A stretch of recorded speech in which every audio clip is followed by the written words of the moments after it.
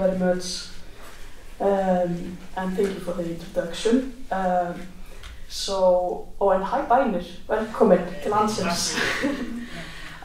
So I'm gonna read from my very recently published poetry book, or role maybe. It is designed by Elínetta Þorsteinsdóttir, who's gonna read here also tonight. So it came out in September, and we are not selling it in stores or anything like that, but it's like a monthly event in the fall. So next time we will be in Harpa, 15th and 16th of November, if you want to get a role. But my book role is called Gakk, and it's a very nice verb. It's the imperative form of the verb ganga in Icelandic, which usually means to walk, but it's actually a cognate with the English verb like to go. And we also, you've probably heard like hvernig gengur. So it's not only literally to walk, but it's like a verb that we use a lot in metaphors and so on. So ganga, gekk, if you hear something like that in the poetry, then it's probably this verb. And this is the first time we are reading, like in a poetry reading from the roles. So we will see how it goes. So the first poem is called Hugrænir ferlar. Við spígsporuðum hús úr húsi með kalt hörundið utan á okkur eins og gjafapappír. Við höfum farið á námskeið í hugrænni atferlismeðferð og kunnum að skrapa af okkur hugsanir eins og dauðar húðflugur.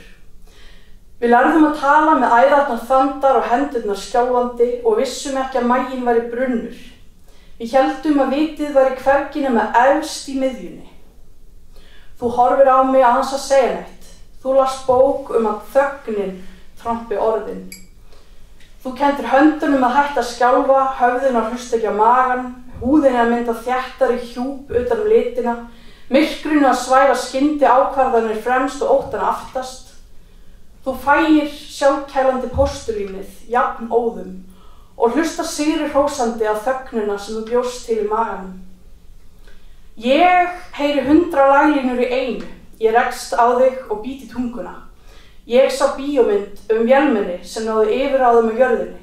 Ég leyfi þráhyggjum að leiða mig á milli húsa og elti það svo ofan í polla. Ég blindast á ljósunum og röddunum úr öllum áttum. Ég sé húð mína hitna og kólna og skreppa saman og bólna. Ég greini enn rödd þína frá öllum háðaðanum og rekst á þig og horfi á litina sem þú heldur að sjáast ekki lengur. Við höfum 3 sinnum farið á námskeið í hugrænni atferlismeðferð og kunnum að skrapa á okkur hugsanir eins og dauðar húðflugur. Þú horfir á mig og dregur hugan sem fór að reika aftur inn í þögnina. Ég rekst á þig og hlusta á allar hugsanirnar og bít í tunguna. Og bít í tunguna, og bít í tunguna.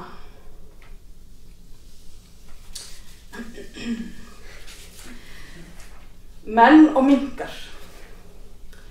Því miður ertu jákvæð, sagði maðurinn í símanum. Ég var tilbúin að svara spurningum, gera allt til að hjálpa til í baráttunni. Hafði ég hitt mink? Hafði ég séð mink? Hafði ég komið á minkabú? Hafði ég hitt eitthvað sem hafði hitt mink, séð mink eða unnið á minkabúi? Viku síðar var aftaka þeirra fyrirskipuð.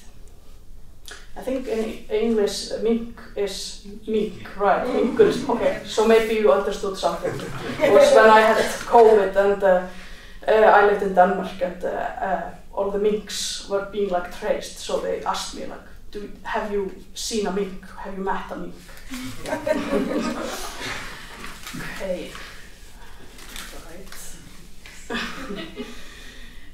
Eigandi. Spæta ég við þinn og þú gestur minn. Í eftirmiðdaginn flögrar þú í átt til mín, ég breiði út armana og segi, sjúgðu úr mér blóðið og lífið. Flísarnar skaga út úr höfðu mínu eins og þyrnar. Húsið þarfnast yfirhalningar, ekki láta skærbláan litin blekkja þig. Hér dvelja engir eigendur, bara leigjendur. Leigjendurnir sjá málninguna í návígi flagna, sjá dældirnar sem þú hefur hoggið í fellingarnar, hrökkva upp við högg þín en varpa öndinni léttar þegar þeir sjá að þú ert fugl en ekki maður. Þeir hræðast menn, leigjendurnir, menn sem eiga peninga og nota þá ekki til að taka eitrið úr beinunum. Leigjendurnir óttast pöddurnar inn í veggjunum, óttast lifandi hús með lifandi verum sem fjölga sér. Sjúðu þær úr mér, segi ég, sjúðu úr mér þetta kvika. Sjúðu þær úr mér, því leigan að hækka löglega af óviðráðanlegum ástæðum og skemmtunum að fjölga og leigjendurnir að borga hærra verð og samt eru silfurskottur. Sjúðu þær úr mér. Og samt eru maurar, blóðin í veggjunum og vökvi og í þrútna. Það smellur í parkettinu þegar það bólnar og brakar í ofnunum þegar þeir hrökkva í gang. Veggirnir að þenjast út, veggirnir að springa og úr sprungunum vellur hljóðlátur kóngulóa her. Eina nóttina þegar kólnaði og hitnaði og kólnaði aftur, hrökk ég sem kvistur úr klæðingunni og hafnaði á stéttinni fyrir framan útidyrnar. Morguninn tók leigjandinn upp bláa hólætta spýtuna, stakk henni í vasann og gekk í burtu, frelsaður.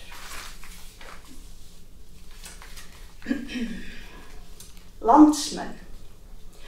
Andúð á minkum var ekki til á einum degi, heldur mörgum. Hún búin til úr of langri bið, ótta og vonleysi í of langan tíma.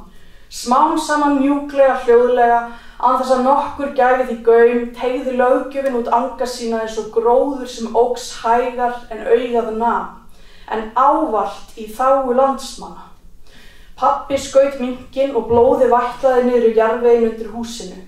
Hann gæti étið spörfugluna eða rjúpuna, borðað eggin eða ungana og þess vegna hann réttrækur. Danirnir útrýmdu minkunum með bráða löggjöf til að koma í veg fyrir að þeir smituðu okkur og dýralæknanemar voru sendir í verknám til Jótlands að skjóta skepnurnar. Bændunum var lofað ævilöngum bótum. Á haustmánuðum hinum sömu jókst þráin eftir hreinlæti, sérstaklega á eyjum. Ég sá það helst í athugasemdum við fréttir á Vísi.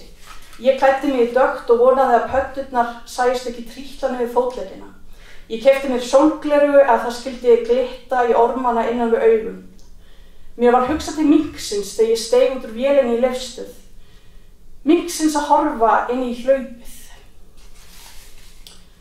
Þurrð. Horfðu ekki inn í hlaupið. Sjáðu þessu vötn, botnlaus inn í miðju landi, eins og uppsprettur, eins og lindir úr hjartanu. Handan þeirra hvíla augu fjarðarins fylltum af þorsta. Lengi mátti hafið falla í hans faðm. Allt kemst í lag innra með þér. Það seytlar bara hljóðlaust sinn veg, allt sem við hugsuðum þetta brot úr andartaki og skilur lönd okkar að. Göngum af stað, göngum til þurrðar. Undir okkur seytlar enn hljóðlaust sinn veg allt þetta sem við hugsuðum. Ekki gruggugt, heldur tært og djúpt í eyrunum. Okay, and the last one is somewhere here. Já.